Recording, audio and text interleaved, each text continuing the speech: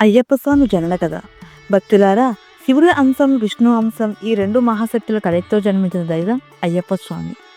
ఆయన జనన కథ వినడమే పుణ్యం, చదవడమే భక్తి. ఈ రోజు మనం అయ్యప్ప స్వామి దివ్య జనన కథను సంక్షిప్తంగా తెలుసుకుందాం. పూర్వం దేవతలు అసురులు కలిసి క్షీరసాగర మదనం చేశారు. దాని ఉద్దేశం లోకాన్ని అమృతాన్ని పొందడం. మదన సమయంలో అమృతం బయటకు వచ్చినప్పుడు అసురుడు దాన్ని స్వాధీనం చేసుకోవాలని ప్రయత్నించారు.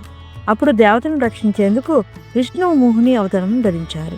ఆ మోహిని రూపంలో ఉన్న విష్ణువు అమృతాన్ని దేవతలకు పంచి అసురులను మోసం చేశారు. మహిషి అనే రాక్షసి చాలా దుర్మార్గురాలు. ఆమె ఇచ్చామరణంతో బ్రహ్మదేవుని కొరకు తపస్సు చేసింది.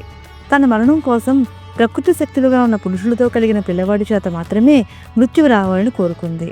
అది సృష్టిలోనే ఉండదు కదా అని మోహిని రూపంలో ఉన్న విష్ణువును చూసినప్పుడు శివుడు ఆ దివ్య సౌందర్యానికి ఆకర్షితుడయ్యాడు. అప్పుడు శివుడు విష్ణువు తేజస్సులు ఒకే మహాశక్తిగా కలిశాయి. ఆ శివకేశుల తేజస్సే లోకహితార్థం ఒక దివ్య శిశువుగా అవతరించాల్సి వచ్చింది.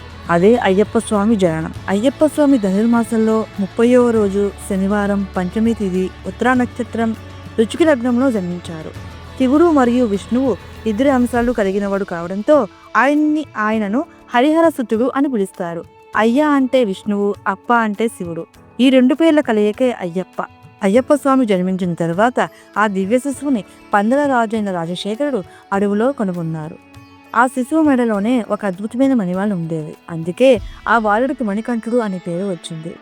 రాజైన రాజశేఖరుడు ఆ శిశువును తన కుమారుడుగా భావించి ప్రేమతో పెంచాడు. పెరిగిన అయ్యప్ప స్వామి మహిషి అనే రాక్షసిని సంహరించాడు. ఆ రాక్షసి లోకాన్ని పీడిస్తూ ఉండేది.